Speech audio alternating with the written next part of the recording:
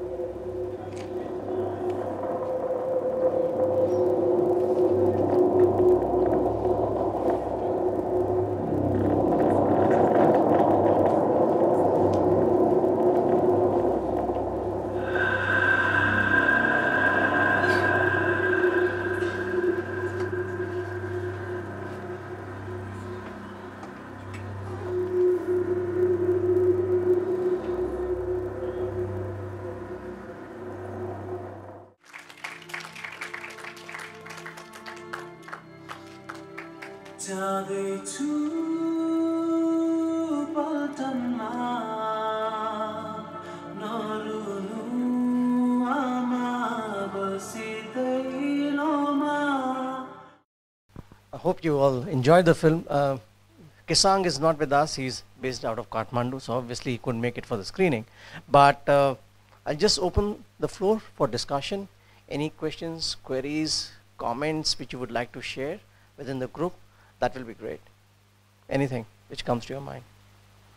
First, I thought this whole, it's almost looks as if the British are still in India, the whole ambiance is created, and created rather well, I thought.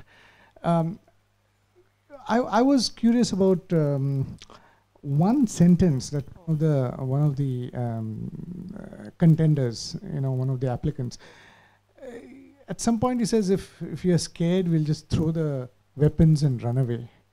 Now, he says that in that. And I was wondering,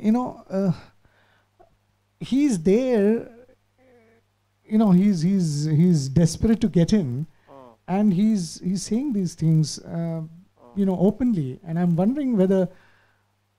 I think that line was not in front of the officers. No. It was but you're in a situation where even with your, each one is a rival there, I mean, and he, I'm just wondering, I mean, what kind of a, first of all, my first reaction was that it was acted out, but then, I'm willing to give the director the benefit. I mean, Kesang's, even his previous work, it's completely observational. Okay. And in fact, even in this film, you see, there are no interviews.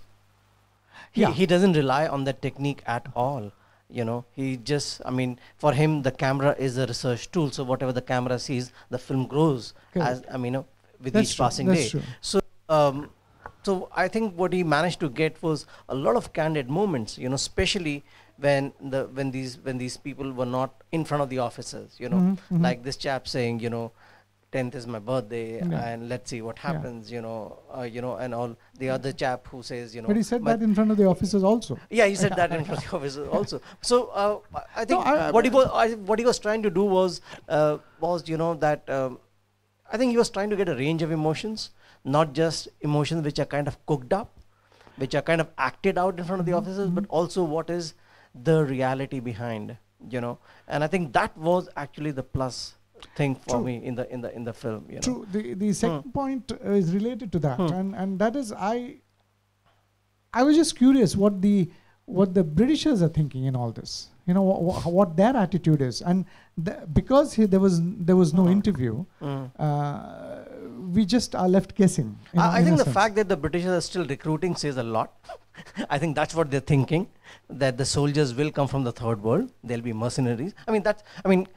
If you look at it, that's exactly what's happening. You're hiring mercenaries, and quote unquote, you give them the British tag.